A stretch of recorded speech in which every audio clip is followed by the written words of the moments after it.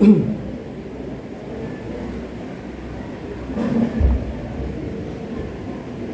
hamdalillah nahmaduhu wa nasta'inuhu wa nastaghfiruh wa na'udzu billahi min shururi anfusina wa min sayyiati a'malina. May yahdihillahu fala mudilla lahu wa may yudlil fala hadiya lahu.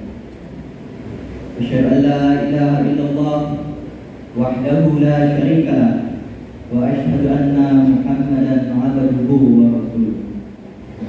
Allahumma salli ala sayyidina Muhammad wa ala alihi wa ashabihi ajma'in. Amma ba'du, fa ya ibadallah, usikum wa nafsi bi taqwallah wa ta'atihi la'allakum tuflihun. Wa qala Allah ta'ala fi kitabihil karim, a'udzu billahi minasy syaithanir rajim. Ya ayyuhalladzina amanu taqullaha haqqa tuqatih wa la tamutunna illa wa antum muslimun. Wa qala Nabi sallallahu alaihi wasallam, ittaqillaha haitsu ma kunta wa atbi'is sayyi'atal hasanata tamhuha wa khaliqin nas bi khuluqin hasan. Yuslih lakum a'malakum wa yaghfir lakum dhunubakum wa may yuti'illaha wa rasulahu faqad faza fawzan 'azima. Hadirin jemaah salat Jumat yang insyaallah selalu berada dalam naungan rahmat dan hidayah Allah Subhanahu wa taala. Tak henti-hentinya kita panjatkan puja dan puji syukur kepada Allah Subhanahu wa taala yang telah memberikan kita nikmat iman dan Islam, karunia yang teramat besar yang Allah karuniakan kepada hamba-hambanya. Semoga kita selalu termasuk yang mendapatkan hidayahnya serta berada dalam keadaan iman dan Islam hingga akhir hayat kita. Dan tentunya kita bersyukur kepada Allah atas nikmat nyawa yang masih diberikan kepada kita, sehingga pada kesempatan ini kita masih dapat beribadah kepadanya, mengingatnya serta memujinya. Sebuah pujian hanya layak dimiliki oleh Allah. Alhamdulillah, segala puji hanya milik Allah. Sungguh tidaklah pantas bagi manusia untuk mengharapkan pujian, tidak pantas bagi manusia untuk merasa telah berjasa, karena sungguh sejatinya segala pujian hanya milik Allah semata. Dan tentunya salat serta salam semua tercurah tak henti-hentinya kepada Nabi Muhammad SAW beserta keluarganya dan para sahabatnya. Hadirin sidang jemaah Jumat rahimahumullah. Dalam khutbah Jumat yang singkat ini, mari kita merenung sejenak tentang sesuatu yang pasti kita hadapi, sesuatu yang menjadi gerbang dari kehidupan dunia menuju kehidupan akhirat, yaitu kematian. Dalam surah Al-Baqarah ayat 28 Allah berfirman, kaifa takfuruna billahi wa kuntum amwatan fa ahyaakum. Bagaimana kamu ingkar kepada Allah padahal kamu tadinya mati, tsumma yumitukum, kemudian dia mematikan kamu, tsumma yuhyikum, dan dia menghidupkan kamu kembali, tsumma ilaihi turja'un, kemudian kepadanya kamu dikembalikan. Dalam tafsir Ibnu Katsir dijelaskan bahwa ayat ini menjelaskan akan kekuasaan Allah, dan sungguh aneh orang yang ingkar kepada Allah sementara manusia awalnya tiada, lalu Allah menjadikannya ada di muka bumi ini.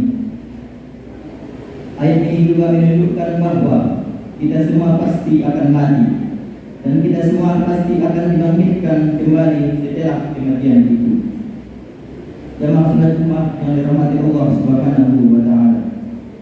Maka apa saja kewajiban kita dalam kehidupan ini sebagai persiapan diri kita sebelum mati? Tentunya ada banyak hal, namun setidaknya ada 3 hal yang akan kita bahas pada kesempatan kali ini. Yang pertama, beramal sebaik mungkin. Dalam Al-Quran, Allah berfirman dalam Quran surah Al-Mulk ayat 1 dan 2. Tabarakalladzi biyadihi mulku wa huwa ala kulli syai'in qadir. Maha suci Allah yang menguasai segala kerajaan dan Dia Maha Kuasa atas segala sesuatu. Alladzi khalaqal mauta wal hayata liyabluwakum ayyukum ahsanu amala wa huwal azizul ghafur. Yang menciptakan mati dan hidup untuk menguji kamu, siapa di antara kamu yang lebih baik amalnya. Dia Maha Perkasa dan Maha Pengampun. Seperti apakah amalan yang terbaik itu? Salah satu indikatornya adalah pekerjaan itu dilakukan dengan istiqomah. Dalam hadis sahih yang diriwayatkan oleh Abu Hurairah, Rasulullah SAW bersabda, "Fa inna khairal 'amali adawamuhu wa in qall." Sesungguhnya sebaik-baik pekerjaan adalah yang rutin berkelanjutan meskipun dia sedikit. Beramal baik mungkin juga berarti bahwa pekerjaan itu kita lakukan dengan seikhlas mungkin, semaksimal mungkin, dan dengan sesempurna mungkin, baik dalam interaksi kepada Allah maupun kepada sesama manusia. Dalam tiap amal kita berikan dalam diri kita bahwa bisa jadi ini adalah amalan terakhir kita. Yang kedua, niatkan amal yang terus mengalir pahalanya. Di antara yang dapat kita persiapkan adalah dengan memperbanyak amal jariah, ilmu yang bermanfaat, serta mendidik anak kita menjadi anak yang soleh yang dapat mendoakan kita kelak. Sebagaimana hadis Rasulullah SAW an Abi Hurairah radhiyallahu anhu, anna Nabi sallallahu alaihi wasallam qala, "Idza mata al-insanu inqata'a anhu 'amaluhu illa min thalath." Diriwayatkan oleh Abu Hurairah bahwa Rasulullah sallallahu alaihi wasallam bersabda, "Jika manusia mati, maka terputuslah amalnya kecuali 3 perkara. Shadaqatun jariyah, sedekah jariah, atau ilmu yuntafa'u bih, ilmu yang bermanfaat, atau waladin sholihin yad'u lahu, dan anak soleh yang selalu mendoakan kedua orang tuanya." Rawahu Muslim. Yang ketiga, berdoa agar diberikan husnul khatimah. Apakah itu husnul khatimah?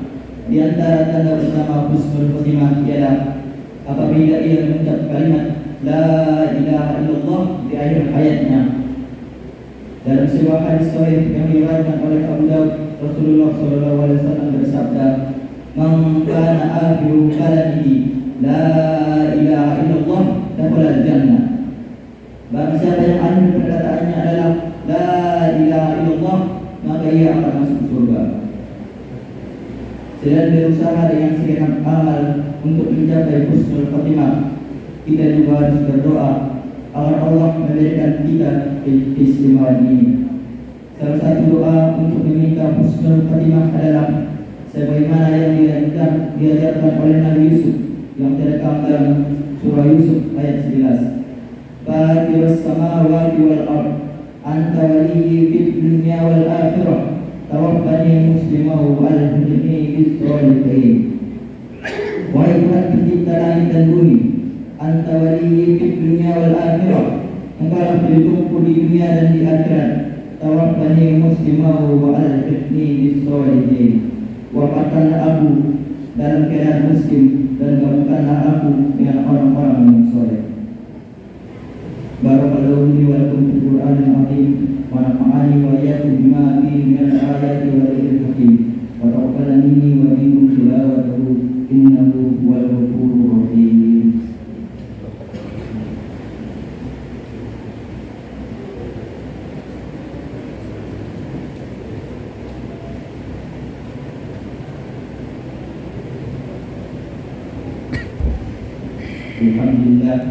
Alhamdulillahilladzi arsala rasulahu bil huda wa dinil haq liyuzhirahu 'ala ad-din kullih wa kafa billahi shahida.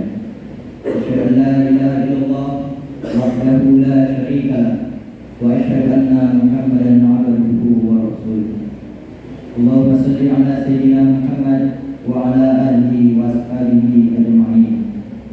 Amma ba'du, fa ya ibadallah, usikum wa nafsi bi taqwallah wa ta'atihi la'allakum tuflihun.